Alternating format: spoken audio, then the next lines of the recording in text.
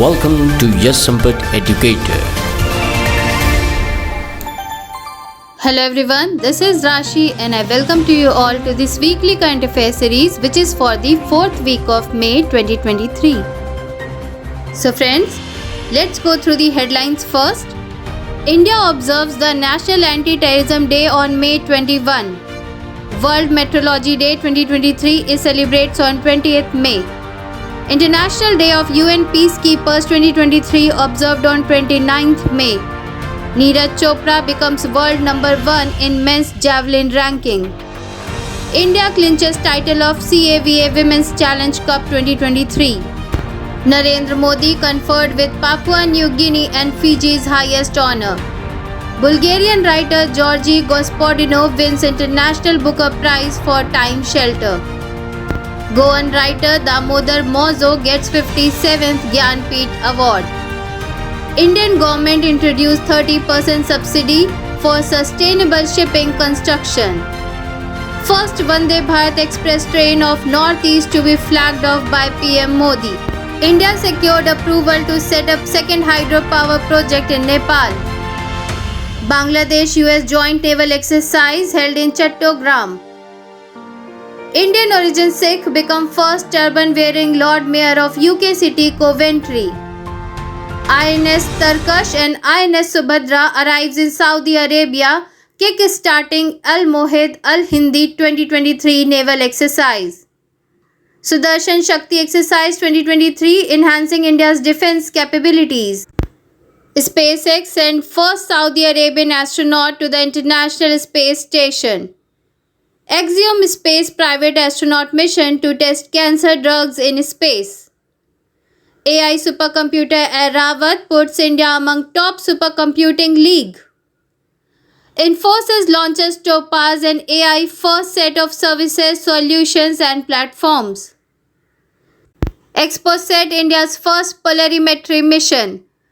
ISRO's GSLV-12 successfully places navigation satellite NVS-01. And now let's discuss all these news in details. So our first news is from Important Days section. National Anti-Terrorism Day is observed annually in India to commemorate the death of former Prime Minister Rajiv Gandhi, who was assassinated on May 21, 1991. It is a day to raise awareness of the risk posed by terrorism and to reaffirm India's commitment to fighting it. Government agencies and other public institutions celebrates with unique festivities including remarks from government representatives, the laying of wreath at memorials for terrorist victims and the reading of anti-terrorism pledge. Events and activities are held to raise public awareness of the dangers of terrorism and to encourage a sense of community among citizens in the fight against this international threat. Next is Metrology Day is observed annually on May 20 to mark the day the Meter Convention was signed in 1875. The BIPM and OIML came up with the idea for the World Metrology Day initiative together. World Metrology Day 2023 will focus on measurement that assist the world food system due to climate change and the uneven distribution of food in a world with 8 billion people by the end of 2022. Next is, the UN observes the International Day of Peacekeepers every year on May 29th to celebrate the contributions and sacrifices made by UN peacekeepers in preserving global peace and security. The theme of the 75th anniversary is Peace Begins With Me, honoring the service and sacrifice of peacekeepers throughout history and the tenacity of the community they serve in seeking peace in the face of challenges. Now the next news is from sports section. Tokyo Olympic gold medalist Neeraj Chopra from India is now ranked top in men's javelin for the first time. With 1455 points, Neeraj Chopra has taken the top spot, 22 points ahead of Anderson Peters of Grenada. The Indian javelin throwing prodigy reached world number 2 on August 30, 2022, but has since remained in second place behind defending world champion Peters. Next is the NSC CAVA Women's Volleyball Challenge Cup played in Kathmandu was won by India. India defeated Kazakhstan in the championship match at the National Sports Council covered hall in Tripureshwar, Kathmandu to claim the trophy. In a shared set, India beat Kazakhstan in 3-0. India won all the three sets 25-15 in the first, 25-22 in the second and 25-18 in the third. India also won every game it played to win the championship unbeaten. Now the next news is from Award and Honours. Prime Minister Narendra Modi was given the highest accolade from Papua New Guinea and Fiji, marking the first time a non-resident of the two Pacific Island countries has received such recognition. Modi conducted a crucial conference between India and 14 Pacific Island nations during his first visit to Papua New Guinea and was awarded the Grand Companion of the Order of Logohu from Papua New Guinea's Governor General Sir Bob Dade. Next is the intriguing book Time Shelter by Georgy Gospodinov and its translation by Angela Rodale have won the coveted 2023 International Booker Prize. This outstanding accomplishment is the first time a Bulgarian novel has won this prestigious literary prize. Next is India's top literary prize, the 57th Gyanpith Prize, was given to Damodar Mozo, a Goan author, critic and playwright in Konkani. Mozo has published one English book and 25 Konkani novels, and his novel Karmelin was awarded the Sahitya Academy Award in 1983. Gulzar was present at the event. Now the next news is from Nationals. The Indian government has implemented initiatives to encourage the use of environmentally friendly technologies in the shipping industry. These projects focus on port improvement and financial aid and were announced during a two-day conference organized by the Ministry of Ports, Shipping and Waterways. Next is the Prime Minister will flag off the first Vande Bharat Express train to travel through Assam via video conference. The new service would drastically shorten the current shortest trip time by the fastest train covering the 411 kilometers between Guwahati and New Jalpaiguri in 5 hours and 30 minutes. Next is Nepal has allowed Satluj Jal Vidyut Nigam Limited of India to build a second hydropower project in eastern Nepal. SJVN is working on a 900 megawatt runoff river hydroelectric project called Arun 3, which is expected to be finished in 2024. The Lower Arun hydropower project in eastern Nepal with a capacity of 669 megawatts was authorized during a meeting of the Investment Board Nepal. Prime Minister Pushpa Kamal Dahal alias Prachanda presided over the meeting. Now the next news is from internationals. The Bangladesh-US joint naval exercise held in Chattogram aimed to reinforce the current good ties between the military forces of the two countries.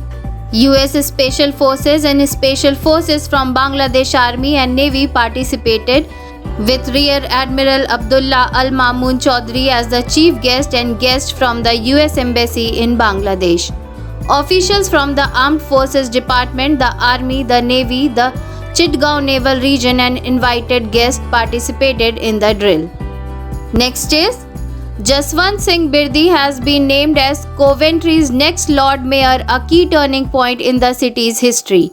Birdi is a Sikh council member of Indian descent and will assume the post of Lord Mayor and become the city's council's chairman. His new role will be ceremonial and non-political leader. Now the next news is from Defence.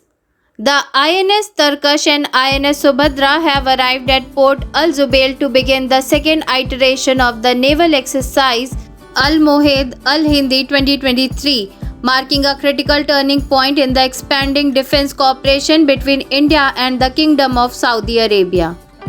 The INS Tarkash is a modern steel frigate outfitted with cutting-edge weapon sensor technology, while the INS Subhadra is a versatile patrol vessel escorting INS Tarkash. The Dhanush ship-launched ballistic missile has been tested aboard the INS Subhadra, demonstrating its adaptability and contribution to India's naval capabilities. The INS Tarkash was commissioned on November 9, 2012 and is equipped with cutting-edge weapon sensor technology. The INS Subhadra is escorting INS Tarkash and is escorting the Dhanush ship-launched ballistic missile. Next is the Indian Army's Sapta Shakti Command recently conducted the Sudarshan Shakti 2023 exercise in Rajasthan and Punjab. The goal of the exercise was to make the troops into a cutting-edge, quick-thinking combat force that could take advantage of current technology. It focused on operations planning in a network-centric environment and modernizing the forces for future challenges. The main goal of the exercise was to start the Indian Army's modernization by embracing new technologies and using novel tactics. The exercise attempted to develop a synergetic application of combat power by merging force multipliers, special forces, and specialized technologies such as drones, threaded drones, and loiter munitions. Now the next news is from Science and Technology. Saudi Arabia's first astronaut in decades have embarked on a journey to the International Space Station.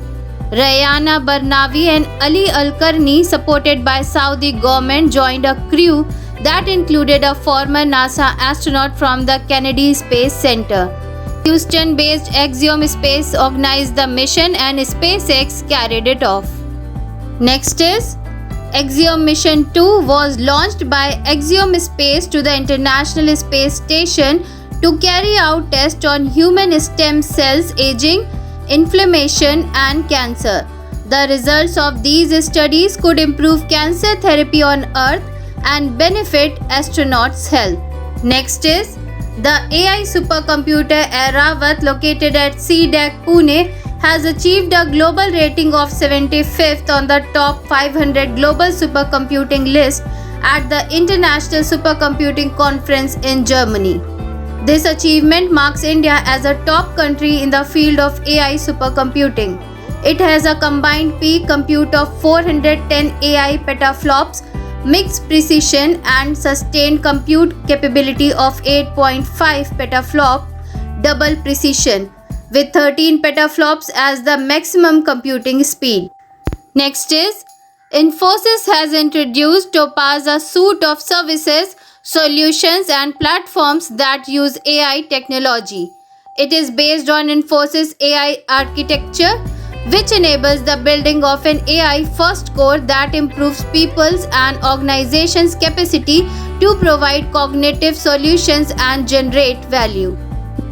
Next is ISRO is working with the Raman Research Agency to construct the X-ray polarimeter satellite, which is expected to be launched later this year. ISRO Chairman S. Somnath has asked Indian scientific institutes to identify gifted students and take actions to inspire them to use the data obtained from science-based space missions successfully.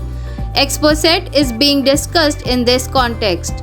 Next is the Indian Space Research Organization successfully launched the navigation satellite NVS-01 into orbit, marking yet another milestone.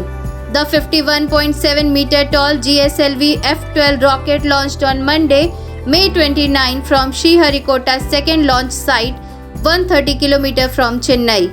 It launched at 10:42 am under bright skies, starting its mission to deploy the NVS-01 satellite. Navigation with Indian constellation services are intended to be maintained more consistently. So friends, that is all from this series. Thank you.